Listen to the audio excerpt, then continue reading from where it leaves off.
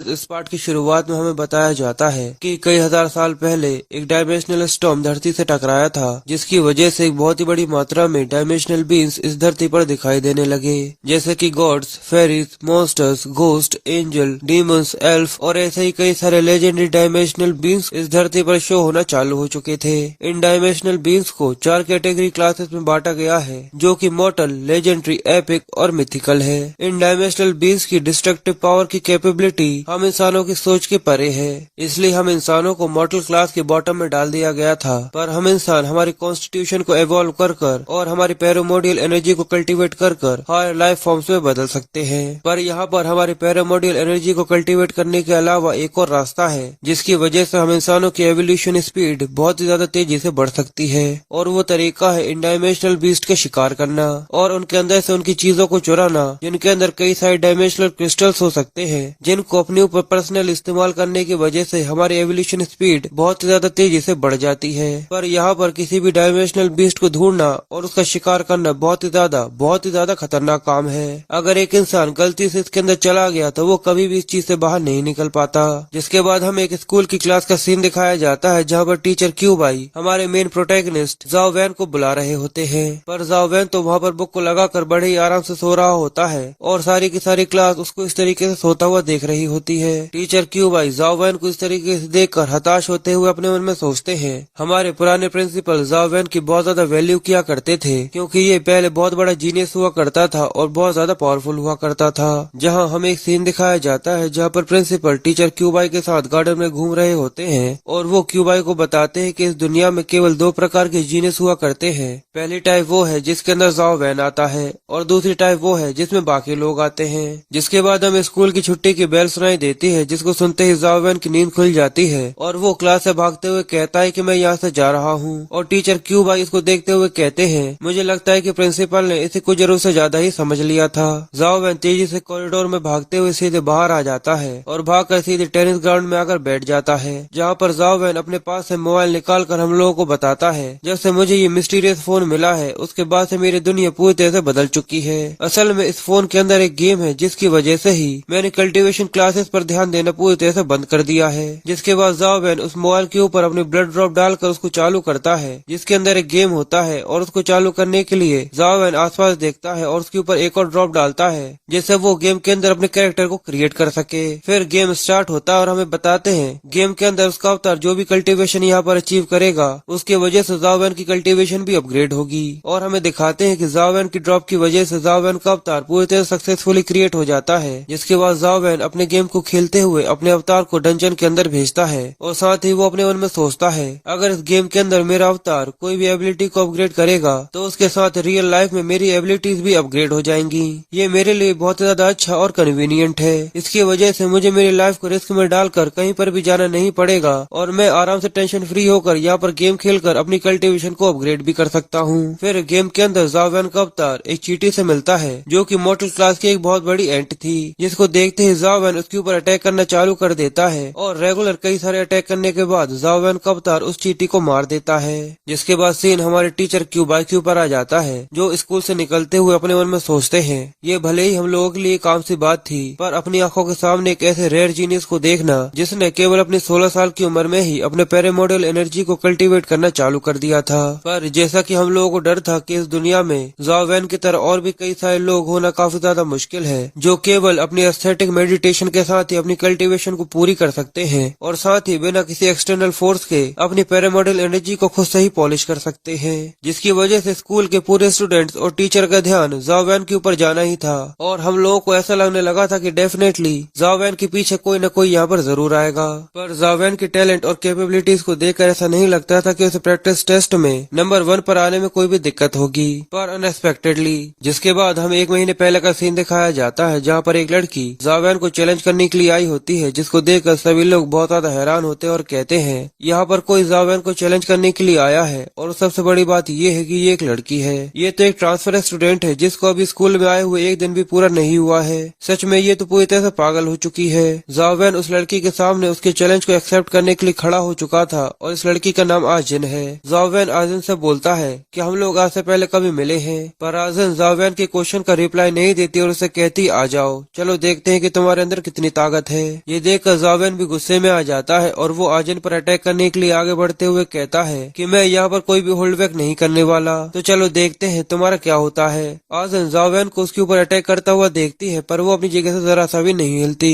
पर जैसे ही ज़ाओवेन आजिन के काफी ज्यादा करीब आ जाता है तो आजिन अपनी एक किक से ज़ाओवेन को नॉकआउट कर देती है। ये देखकर सभी लोग बहुत ज्यादा हैरान होते हैं और बातें करते हुए कहते हैं, क्या इस लड़की ने ज़ाओवेन को एक ही किक में नॉकआउट कर दिया है? सच में ये लड़की तो बहुत ज्यादा पावरफुल है। आखिर इस लड़की का नाम क्या है? जिसके बाद सीन फिर से हमारे टीचर क्यू बाई क्यू पर आ जाता है और वो आगे कहते हैं, आजिन डेफिनेटली ये सब उसी की वजह से हुआ है। जब से ज़ाओवेन आजिन से एक ही मूव के अंदर हार गया था, उसके बाद से ज़ाओवेन की पूरी मोटिवेशन पूरी तरह से खत्म हो चुकी है और अब वो केवल सोता है और गेम खेलता है। और अगर वो कहीं सो नहीं रहा होगा तो वो जरूर गेम खेल रहा होगा, और अगर ऐसा ही चलता रहा तो उसका फ्यूचर बहुत ही ज्यादा खराब होने वाला है। जिसके बाद सीन फिर से ज़ाओवेन के ऊपर आ जाता है, जो अभी भी गेम खेल रहा होता है, और वो गेम खेल कर कहता है, सच में आज तो मुझे मजा आ गया, मेरा जैकपॉट लगा है। क्योंकि ज़ाओवेन को चींटी को मारने के बाद उसे एक एक्सप्लोजन क्रिस्टल मिला होता है, और जैसे ही ज़ाओवेन का अवतार उस क्रिस्टल को उठाता है तभी रियल वर्ल्ड में ज़ाओवेन की बॉडी उसकी एनर्जी को एब्जॉर्ब करने लगती है। जिसके बाद नरेटर हमें मोबाइल की गेम के बारे में बताता है कि ब्लड से बने हुए अवतार के क्रिएट हो जाने के बाद जैसे ही अवतार गेम के अंदर किसी भी तरीके की पैरामोडियल एनर्जी को एब्जॉर्ब करता है तो वो सारी की सारी एनर्जी गेम से निकलकर प्लेयर की हो जाती है, जिसकी वजह से प्लेयर अपनी खुद की एबिलिटीज को भी राइज कर सकता है और अपग्रेड कर सकता है।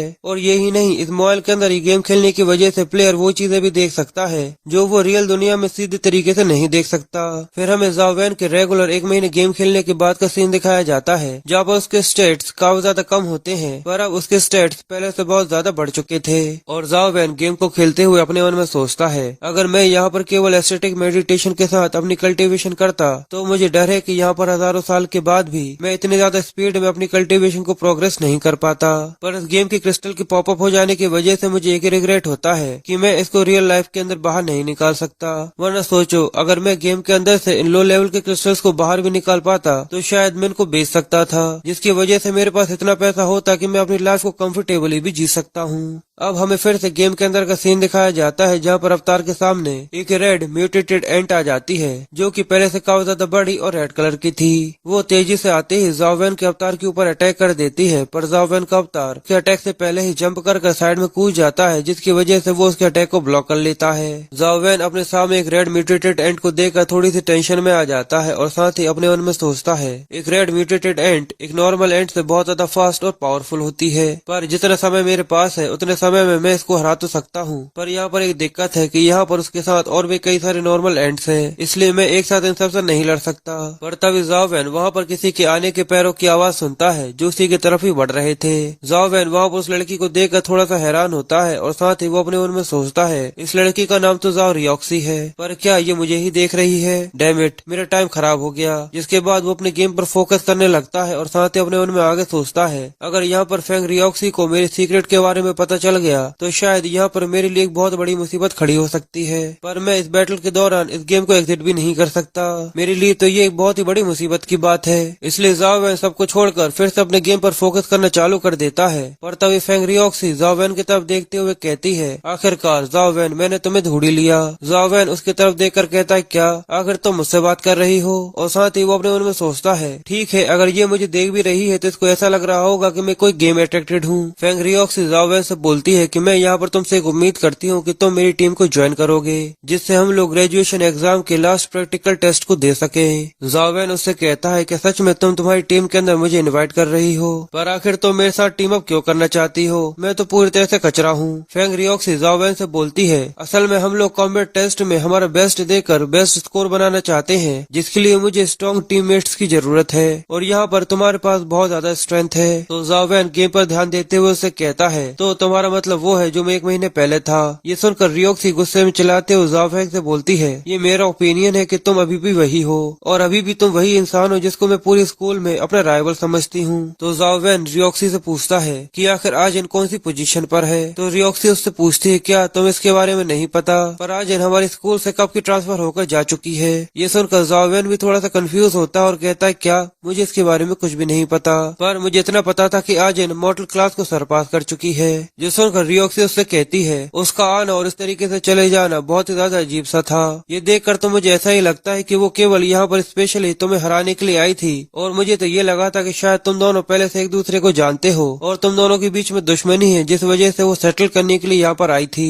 पर ज़ाओ वैन अजिन के बारे में सोचते हुए कहता है कि वो लड़की काफी ज्यादा अजीब सी थी। जिसके बाद वो रियोक्सी से कहता है कि नहीं, मैं उसको कभी भी नहीं जानता था। हम लोगों की लास्ट फाइट से पहले मैंने उसको कभी भी नहीं देखा था, तो हम लोगों के बीच में कोई भी दुश्मनी कैसे हो सकती है। तो अब इसलिए मैंने उसके बारे में सोचना बंद कर दिया है। तो रियोक्सी उससे कहती कि ये सब छोड़ और टीम के बारे में बताओ, आखिर तुम्हारा क्या आंसर है।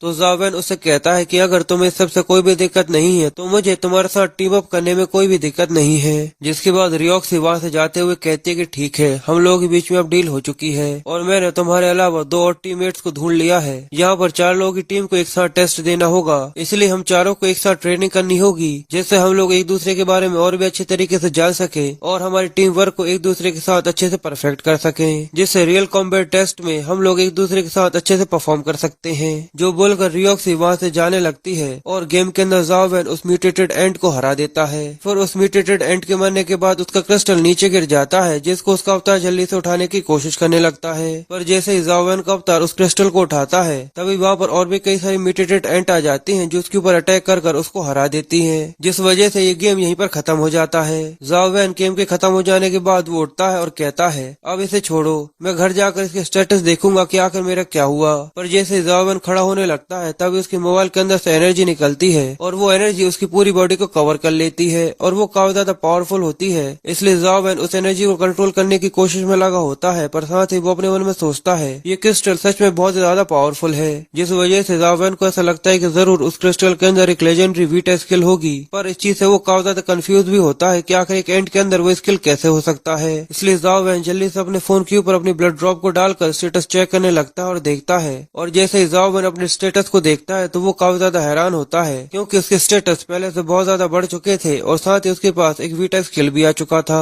पर साथ ही ज़ाओ वैन अपने पास विटालिटी स्किल को देखकर काफी ज्यादा हैरान होता है, जो कि एक 7th रैंक का डिवाइन माइटी फिस्ट होता है। जिसके बाद सीन अब अगले दिन स्कूल के बाद का होता है, जहाँ पर रियोक्सी अपने दोनों टीममेट से ज़ाओ वैन को मिलवाते हुए कहती है कि मैं तुम लोगों से कोई भी मजाक नहीं कर रही हूँ, ज़ाओ वैन हम लोगों का 4th टीममेट होगा। यहाँ पर इस लड़के का नाम लीजी और दूसरे लड़के का नाम जियांग डोंग है। लीजी ज़ाओ वैन का सुनकर रियोक्सी से बोलता है कि हमें पता है कि ज़ाओ वैन बहुत ज्यादा स्ट्रॉन्ग है और उसने 1 महीने से ज्यादा से कोई भी प्रैक्टिस नहीं करी है, इसलिए मुझे डर है कि उसको उसी कंडीशन में वापस पहुंचने के लिए काफी ज्यादा समय लगेगा। पर हमारा गोल कॉलेज एंट्री एग्जाम के रियल कॉम्बैट टेस्ट में ग्यूडी स्कूल के फर्स्ट प्लेस पर आना है और इसीलिए मुझे डर है कि ज़ाओ वैन हमारे लिए एक बेस्ट पर्सन नहीं है। जिसके बाद जियांग डाओ रियोक्सी से बोलता है कि जियांग ई के बारे में तुम्हारा क्या ख्याल है, वो और मैं काफी लंबे समय से दोस्त हैं, क्यों न मैं उसको हमारी टीम के लिए बुलाकर लेकर आ जाऊं। वहीं पर खड़ा हुआ ज़ाओ वैन उसकी बातें सुनकर अपने मन में सोचता है ये कॉलेज एंट्री एग्जाम के रियल कॉम्बैट टेस्ट सच में एक बहुत ज्यादा बड़ी चीज है। अगर एग्जाम खराब होता है तो वो हमारी पूरी लाइफ पर इफेक्ट करता है, इसी टेस्ट के ऊपर हमारी पूरी लाइफ निर्भर करती है, जिसकी वजह से स्कूल में हमारी पोजीशन बनती है और हमें जॉब मिलती है और यहाँ तक हम अपर क्लासेस में भी जाने के लिए इसी का इस्तेमाल करते हैं। इसलिए ये लोग यहाँ पर एक स्ट्रॉन्गर टीममेट को ढूंढ रहे हैं और इसके अलावा एक स्ट्रॉन्गर टीममेट के होने की वजह से तुम्हारी पर्सनल सेफ्टी भी सिक्योर हो जाती है, इसलिए इन लोगों का इस तरीके से रिएक्ट करना बिल्कुल नॉर्मल है। रियोक्सी उन दोनों की बात सुनकर कहती है कि ज़ाओ वी एक आउटस्टैंडिंग पर्सन है, पर अभी भी मुझे ऐसा लगता है कि ज़ाओ वैन हम लोगों के लिए एक बेस्ट पर्सन है।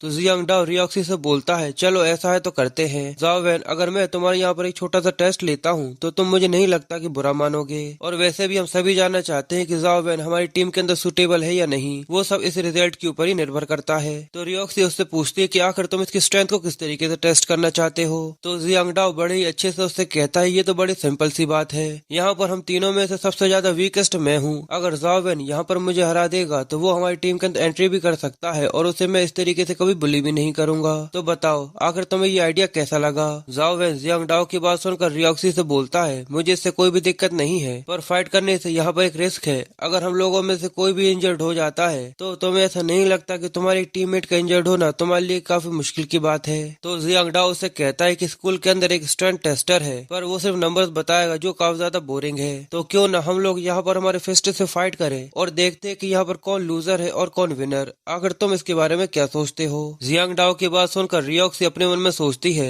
जियांग डाओ यहाँ पर थंडरबोल्ट टेक्निक को कल्टीवेट कर रहा है, जिसकी वजह से उसके पास जो विटेलिटी स्किल है वो किसी भी चीज को तबाह करने की स्पेशलिटी अपने पास रखती है। और उसकी पावर के साथ उसके पास एक थंडरबोल्ट विटेलिटी स्किल है जो कि उसके लिए काफी ज्यादा पावरफुल और यूजफुल हो सकता है। पर यहाँ पर देखा जाए तो ज़ाओ वैन की कल्टीवेशन अभी सफरिंग में चल रही है और ज़ाओ वैन ने कभी भी विटेलिटी क्रिस्टल के साथ कोई भी कल्टीवेशन नहीं की है और ज़ाओ वैन के घर में भी फाइनेंशियल कंडीशन थोड़ी सी खराब है, इसलिए मुझे ऐसा नहीं लगता कि इसके पास कोई विटेलिटी स्किल हो सकती है। पर मैं ये देखना चाहता हूँ कि ज़ाओ वैन आखिर इस चीज के लिए रिस्पॉन्स कैसे करता है। तो ज़ाओ वैन जियांग डाओ की बात सुनकर कहता है कि स्कूल के अंदर एक स्ट्रेंथ टेस्टर है, ये तो काफी ज्यादा अच्छा है, चलो उसको इस्तेमाल करते हैं। तो जियांग डाओ ज़ाओ वैन से बोलता है क्या हुआ, क्या तुम डर गए? तो ज़ाओ वैन सिर खुजाते हुए अपने मन में सोचता है मैं तो बस इसीलिए डर रहा हूँ कहीं मैं अपने एक पंच से तुम्हें जान से मार न डालूं।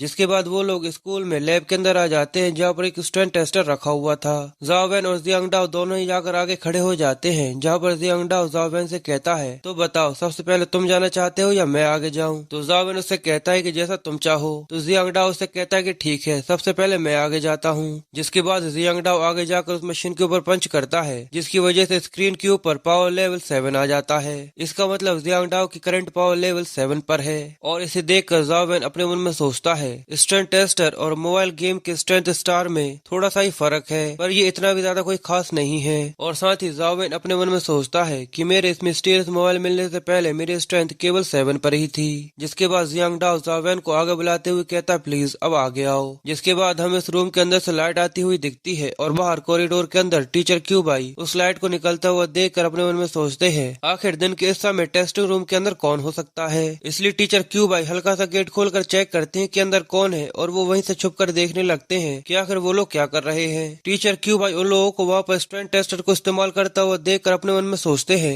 मैं इस तरीके से जाकर उन लोगों को परेशान नहीं करना चाहता। पर रुको, आखिर वहाँ पर कौन पंच करने वाला है? ये तो ज़ाओ वैन है। फिर जैसे ही ज़ाओ वैन स्ट्रेंथ टेस्टर के ऊपर पंच करता है तो सभी लोग ये देखकर बहुत ज्यादा हैरान हो जाते हैं और उनके मुंह खुले के खुले रह जाते हैं, क्योंकि ज़ाओ वैन के पंच की पावर लेवल 10 थी। टीचर क्यूबाई भी पावर लेवल 10 देखकर थोड़े से हैरान होते और कहते हैं कि ये तो 10 है, पर आखिर ऐसा कैसे हो सकता है। जिसके बाद टीचर क्यूबाई अपने आप से ही बातें करते हुए कहते हैं इसका मतलब ज़ाओ वैन ने अपनी प्रैक्टिस को बीच में नहीं छोड़ा था, यानी असल में वो हमेशा क्लास के अंदर इसलिए सो जाया करता था क्योंकि वो अकेले में ये हार्ड ट्रेनिंग किया करता होगा। यानी जैसा कि फॉर्मल प्रिंसिपल ने सोचा था वैसा ही है, एक इमॉर्टल क्लास जिसकी स्ट्रेंथ 10 है। मुझे तो डर है कि पूरे स्कूल के अंदर ज़ाओ वैन की मैच का कोई भी नहीं हो सकता।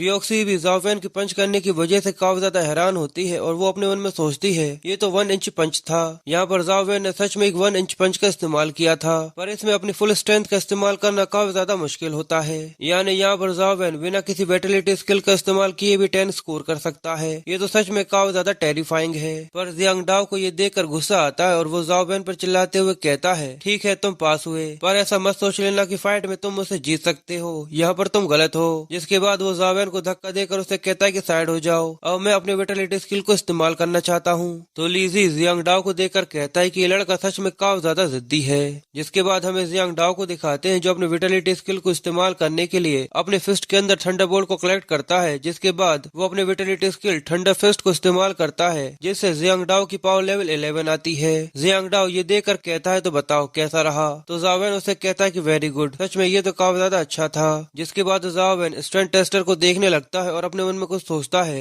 तो जियांग डाओ उससे पूछता है कि आखिर तुम क्या देख रहे हो? अगर तुम ये नहीं कहना चाहते तो ठीक है, पर तुम्हें मुझसे हारने के लिए शर्मिंदा नहीं होना चाहिए। पर ज़ाओ वैन जियांग डाओ से बोलता है कि अगर मैंने इस मशीन को तोड़ दिया तो मुझे स्कूल में पैसे तो नहीं देने पड़ेंगे ना। तो जियांग डाओ अपनी छाती ठोकते हुए कहता है कि इसकी चिंता मत करो, अगर सच में तुम यहाँ पर इस मशीन को तोड़ देते हो तो मैं तुम्हारे लिए इसको फुल पे करूंगा, तुम्हें इसका 1 रुपए भी देने की जरूरत नहीं पड़ेगी। तो ज़ाओ वैन अपनी बाएं चढ़ाकर तैयार हो जाता है और उसे कहता है ठीक है, तो चलो इसके लिए तैयार हो जाओ। टीचर क्यूबाई भी ये देखने के लिए काफी ज्यादा एक्साइटेड होते हैं क्योंकि ज़ाओ वैन के अंदर से एनर्जी रिलीज होना चालू हो चुकी थी। जियांग डाओ जाओवैन को देखते हुए अपने मन में सोचता है, जाओवैन को अपने ऊपर कुछ जरूरत से ज्यादा ही भरोसा है। ये मशीन स्ट्रेंथ को टेस्ट करने के लिए ही बनाई गई है और भले ही ये एक पुराने वर्जन की स्ट्रेंथ टेस्टर है, पर फिर भी इसकी लास्ट लिमिट 20 तक है। यहाँ पर केवल कुछ ही हाई स्कूलर्स है जो यहाँ पर इसकी मैक्सिमम रेट तक पहुँच सकते हैं, पर वो चाहकर भी इसे नहीं तोड़ सकते। अब यहाँ पर जाओवैन अपनी vitality skill divine mighty fist को इस्तेमाल करने वाला था, जिसकी वजह से उसके फिस्ट के अंदर से बहुत ज्यादा एनर्जी रिलीज होने लगती है, जिसको देखकर रियोक्सी भी काफी ज्यादा हैरान होती है और कहती है, क्या सच में जाओवैन के पास एक विटेलिटी स्किल है।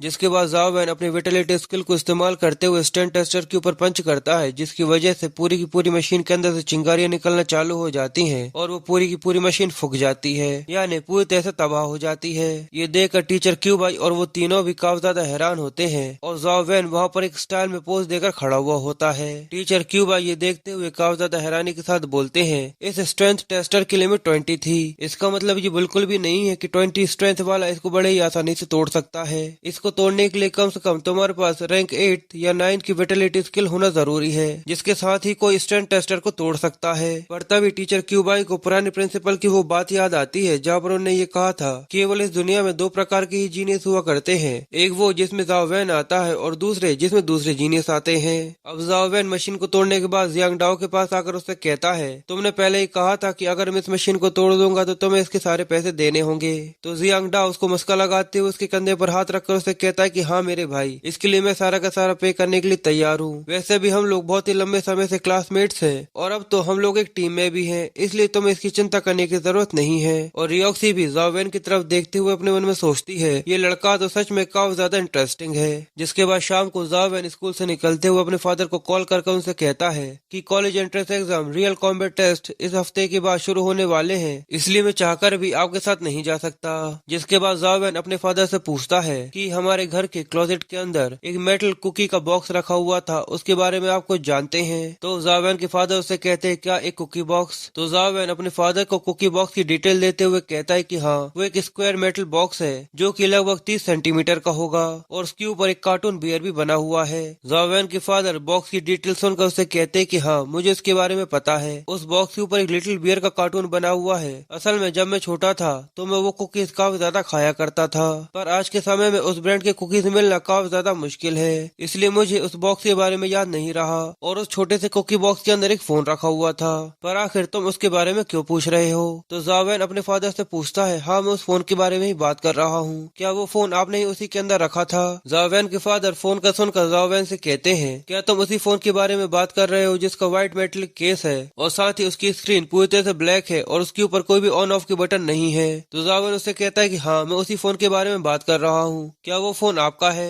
तो जाओवैन के फादर उससे कहते हैं कि नहीं, वो मेरा नहीं है, वो तुम्हारे ग्रैंडफादर का है। अगर तुम उसके बारे में मुझसे कोई बात नहीं करते तो मैं तो उसके बारे में कब कब भूल चुका था। जाओवैन अपने ग्रैंडफादर के बारे में सुनकर कहता है, क्या वो ग्रैंडफादर का ट्रेजर था, आखिर वो उन्हें कहाँ से मिला था। तो जाओवैन के फादर जाओवैन को उसके ग्रैंडपा के बारे में बताते हैं और कहते हैं, असल में तुम्हारे ग्रैंडपा एक कारपेंटर थे और वो लकड़ियों का बहुत सारा काम किया करते थे। वो लकड़ियों की चीजें बनाकर उन्हें मॉडिफाई कर उन्हें बेच दिया करते थे। पर तुम्हारे ग्रैंडपा को गुइडी के एंशिएंट सिटी में काम मिला था, जहाँ पर तुम्हारे ग्रैंडपा एंशिएंट सिटी के अंदर 1 साल से भी ज्यादा से काम कर रहे थे। पर अचानक से एक दिन उन्हें एंशिएंट सिटी के अंदर एक सूखा सा कुआं मिलता है, जिसके अंदर से बहुत ज्यादा लाइट आ रही थी। तुम्हारे ग्रैंडपा के साथ काम करने वाले सभी वर्कर्स काफी ज्यादा हैरान हो जाते हैं, क्योंकि वो लोग आधी रात के समय काम कर रहे थे और उस कुएं के अंदर से बहुत ज्यादा रोशनी देखकर उन लोगों की बहुत ज्यादा हालत खराब हो गई थी। पर जैसे वो उस कुएं के अंदर से उस चीज को निकालते हैं तो उन्हें एक वुडन का बॉक्स मिलता है, जिसके अंदर से ये लाइट आ रही थी। पर जैसे तुम्हारे ग्रैंडपा उस वुडन बॉक्स को खोलते हैं तो उसके अंदर ये मोबाइल पड़ा हुआ था,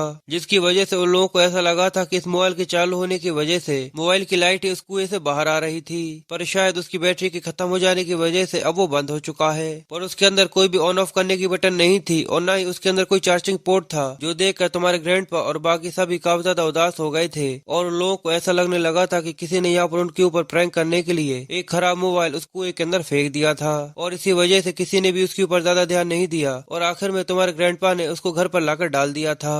पर वो फोन पूरी तरह से टूटा हुआ था, जिसको चालू नहीं किया जा सकता था। और मैं तो उस मोबाइल को शॉप पर रिपेयर करने के लिए भी लेकर गया था। तब मैं काफी ज्यादा यंग था और इसलिए मैंने सोचा कि अगर मैं उसको ठीक करवा लेता हूँ तो मैं उसको बेचकर कुछ सिगरेट्स खरीद सकता हूँ। पर मोबाइल रिपेयर शॉप वाले ने कहा कि ये पूरी तरह से बेकार है, इसलिए मैंने उसे कुकी बॉक्स के अंदर रखकर वहीं के वहीं छुपा दिया था। और मैंने ये सोचा था कि मैं उसको इस तरीके से बेचकर कुछ पैसे कमा सकता हूँ। पर फिर मैं उस कुकी बॉक्स को क्लोजेट में रखकर वहीं पर भूल गया, पर आखिर तुम उसके बारे में मुझसे क्यों पूछ रहे हो? जिसके बाद जावेन अपने फादर से कहता है इसका मतलब वो फोन कभी भी चालू नहीं हुआ था, और साथ ही वो अपने मन में सोचता है ये तो काफी ज्यादा अच्छा हुआ कि उस समय पर आपको इस मोबाइल के बदले कोई भी सिगरेट नहीं मिली, वरना आज आप यहाँ पर बैठकर रो रहे होते।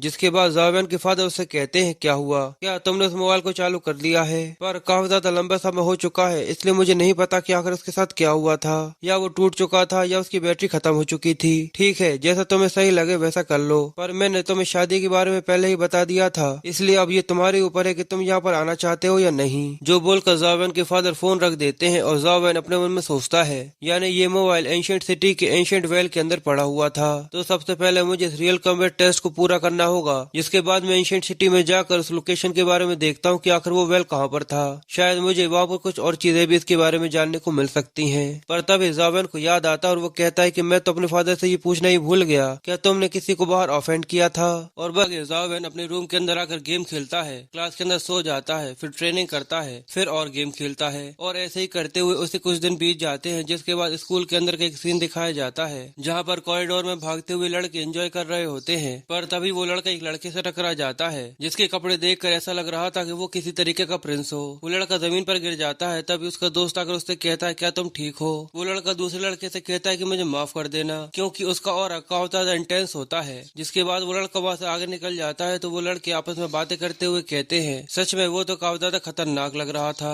फिर उस प्रिंस जैसे लड़के के निकल जाने के बाद स्कूल की शाम का सीन दिखाया जाता है जहाँ पर जियांग डाओ जावेन के पास आकर उससे माफी मांगते हुए कहता है कि प्लीज मुझे माफ कर देना, पर मेरे एक दोस्त ने मुझे उसकी टीम के अंदर इनवाइट किया है, इसलिए मैं तुम्हारे साथ अब टीम अप नहीं कर सकता।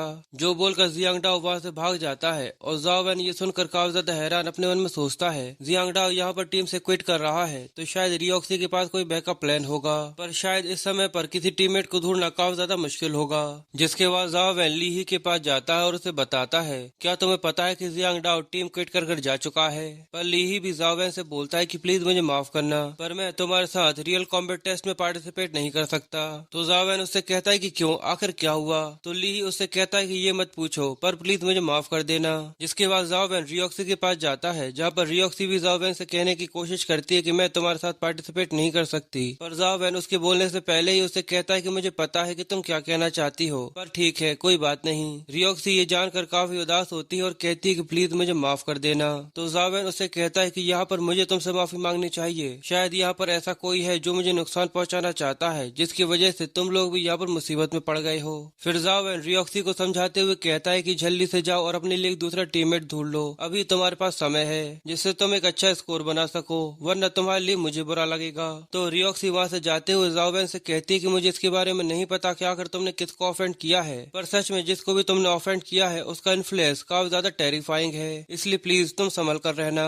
जो बोलकर रियोक्सी वहाँ से चली जाती है और जावेन भी वहाँ से जाते हुए कहता है कि ठीक है। जावेन ये सब सोचते हुए कॉरिडोर के अंदर चले रहा होता है, पर तभी पीछे से टीचर क्यूब आई जावेन को आवाज देकर उसे अपने ऑफिस के अंदर बुलाते हैं। जिसके बाद उसे सारी स्टोरी बताते हुए कहते हैं कि वॉरलॉर्ड गवर्नमेंट की एक हायर पोजीशन है जो कि बहुत ही ज्यादा पावरफुल और टेरिफाइंग पावर रखती है, उसका रियल नाम टियान जाओ है, क्या सच में तुम उसे नहीं जानते? तो जावेन टीचर क्यूबाई से कहता है कि नहीं, मुझे उसके बारे में कुछ भी नहीं पता। ये सुनकर टीचर क्यूबाई भी थोड़े से कंफ्यूज होते और कहते हैं कि ये तो काफी ज्यादा अजीब है। तो आखिर वो एक स्कूल का इंस्पेक्शन करते हुए अपने नाम का इस्तेमाल कर एक हाई स्कूल का क्रिटिसाइज क्यों करना चाहता है? जावेन टीचर क्यूबाई से पूछता है कि आखिर ये टियान जाओ असल में कौन है? तो टीचर क्यूबाई जावेन को बताते हैं कि अर्थ फेडरेशन 4 भागों में बांटी हुई है, नॉर्थ, ईस्ट, साउथ और वेस्ट, और टियान जाओ जो कि वॉरलॉर्ड है वो काफी ज्यादा यंग है और वो एक ऊंची फैमिली से आया है। वो केवल अभी 20 साल का है, उसके बाद भी उसने आर्मी के अंदर एक हाई पोजीशन को अचीव कर लिया है। टियान जाओ ईस्ट एरिया मिलिट्री का एक हाई रैंकिंग ऑफिसर है और साथ ही वो एक एक्स्ट्रा ऑर्डिनरी पर्सन है। सब सुनने के बाद जावेन कहता है कि टियान जाओ ने मेरे खिलाफ और कुछ भी किया है। तो टीचर क्यूबाई उसे बताते हैं कि ऐसा नहीं है, पर अगर उसने कहा कि तुम सही इंसान नहीं हो तो जिसने भी वॉरलॉर्ड से कोई भी उधार लिया है या फिर फेवर लिया है वो लोग इस चीज को काफी ज्यादा सीरियस ले लेंगे। जावेन उनकी बात सुनकर चिल्लाते हुए कहता है अगर वो एक हाई रैंकिंग ऑफिसर है तो क्या उसे इतना भी नहीं पता कि उसके इस तरीके के शब्द एक हाई स्कूलर की जिंदगी पूरी तरह से तबाह कर सकते हैं, और कि वॉरलॉर्ड का अजिन के साथ भी कोई रिलेशन है? तो टीचर क्यूबाई उससे कहते कि शायद हम लोग इसके बारे में बाद में पता लगा ही लेंगे, पर यहाँ पर सबसे जरूरी ये है कि अभी तुम जाकर एक टीममेट को ढूंढो और कॉम्बैट टेस्ट के लिए रजिस्ट्रेशन करो। इसकी डेडलाइन केवल परसों तक की है, इसलिए तुम और भी ज्यादा डिले नहीं कर सकते, और इस बार तुम्हारी टीममेट्स कोई भी नॉर्मल स्टूडेंट्स नहीं होने चाहिए। तो जावेन उनकी बात सुनकर थोड़ा सा कंफ्यूज होता है। तो टीचर क्यूबाई उससे कहते हैं, हमारे स्कूल में एक लीजुयान नाम का स्टूडेंट है, अगर वो तुम्हारे साथ टीम अप करने के लिए तैयार हो जाता है तो शायद कोई भी तुम्हारे लिए परेशानी खड़ी नहीं कर सकता, पर यहाँ पर सब के बदले में तुम्हें अपनी पूरी ताकत लगाकर उसके लिए गुड स्कोर बनाना होगा, जिससे वो इस रियल कॉम्बैट टेस्ट में नंबर 1 पर आ सके। तो जावेन टीचर से कहता है, आपका ये मतलब है कि मुझे यहाँ पर ली जुयान के बदले में लड़ना होगा। तो टीचर क्यूबाई उसे कहते हैं, भले ही तुम यहाँ पर अपनी टीम के अंदर नंबर 1 पर नहीं आ सकते, पर ये तो रियल कॉम्बैट टेस्ट में पार्टिसिपेट न करने से काफी ज्यादा अच्छा है। टीचर क्यूबाई की बात सुनकर जावेन टीचर से कहता है, प्लीज मेरी ली जुयान से कांटेक्ट करने में मेरी मदद कीजिए। जिसके बाद जावेन स्कूल से बाहर आ जाता है और वो अपने फादर को कॉल कर उनसे पूछता है, क्या आप किसी टियानजाओ नाम के लड़के को जानते हैं? तो उसके फादर उससे कहते हैं कि हाँ, आखिर तुम्हें ये कैसे पता चला गया कि टियानजाओ तुम्हारा बड़ा भाई है? ये सुनते ही जावेन बहुत ज्यादा शौक हो जाता है और कहता है, क्या मेरा बड़ा भाई? तो जावेन के फादर उसे बताते हैं कि टियानजू जाओ लैन का लड़का है, और अगर मैं यहाँ पर जियांग लैन से शादी करने वाला हूँ तो ये सीधी सी बात है कि वो तुम्हारा बड़ा स्टेप ब्रदर हुआ, और साथ ही यहाँ पर तुम्हारी एक यंगर सिस्टर भी है जिसका नाम आजिन है। ये बात सुनते ही जावेन बहुत ज्यादा हैरान हो जाता है और अपने फादर से कहता है, क्या? जिसके बाद वो अपने फादर से पूछता है कि आखिर आपका टियानजाओ के साथ रिलेशनशिप कैसा है? तो जावेन के फादर उसे बताते हैं कि टियानजाओ और उनकी लड़की दोनों ही मेरी काफी ज्यादा इज्जत करते हैं। तो जावेन अपने मन में सोचता है, अगर ऐसा है तो वो लोग मुझे इस तरीके से ट्रीट क्यों कर रहे हैं? शायद ऐसा हो सकता है कि उन लोगों ने दिल से इस मैरिज को अप्रूव नहीं किया हो और उन लोगों को मेरे डैड और मुझसे दिक्कत हो।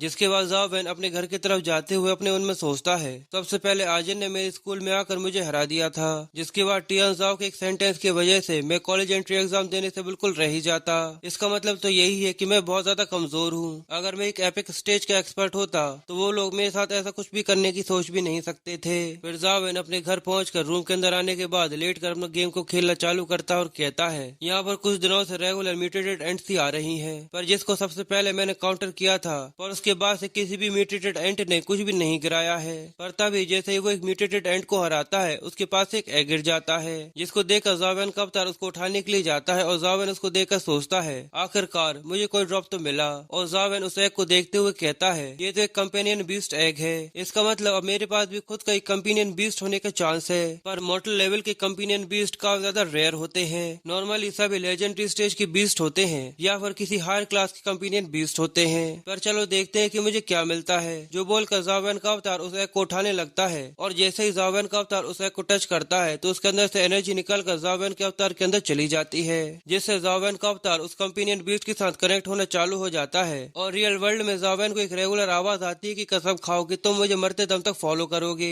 कसम खाओ कि तुम मुझे मरते दम तक फॉलो करोगे। जिसके